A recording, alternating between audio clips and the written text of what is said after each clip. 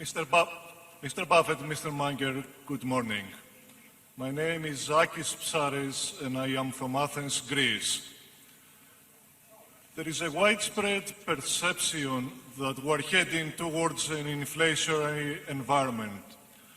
What advice would you give to investors who need to preserve their capital and their purchasing power in such an environment? The best thing is to have a lot of earning power of your own. If you're the best brain surgeon in town or even the best lawyer in town, you will retain purchasing power in terms of your income no matter what happens, whether people are using seashells for money or whatever as time goes by. But in the investment world, it's tougher.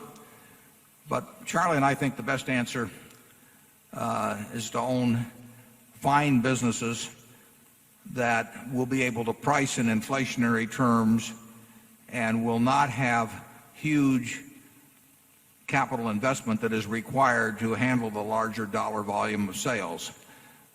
Some years ago, I used See's Candy in the annual report as an example of the kind of business that more or less can handle an inflationary world and maintain investment and value no matter what happens to the currency. Unfortunately, most businesses will not come out well in real terms during inflation.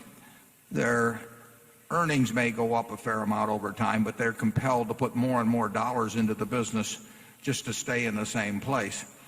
And the worst kind of a business is one that makes you put more money on the table all the time and doesn't give you greater earnings. So you really want a business that can have pricing that reflects inflation and does not have very much capital investment that reflects inflation.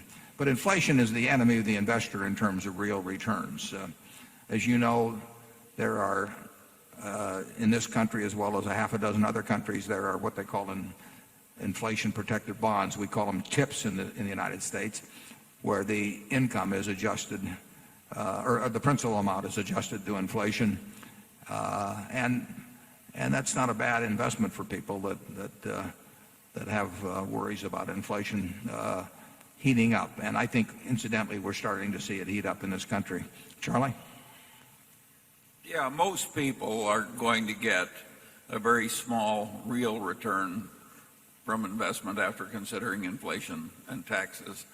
I think that's an iron law of the world. And if for a brief period some of us do better than that, we ought to be very thankful. One of the great defenses to being worried about inflation is not having a lot of silly needs in your life. In other words, if you haven't created a lot of artificial demand to drown in consumer goods, why, you have a considerable defense against the vicissitudes of life. Charlie, we're selling consumer goods in the other room. It's okay to talk that way at home, but doesn't do any good there. I know the feeling.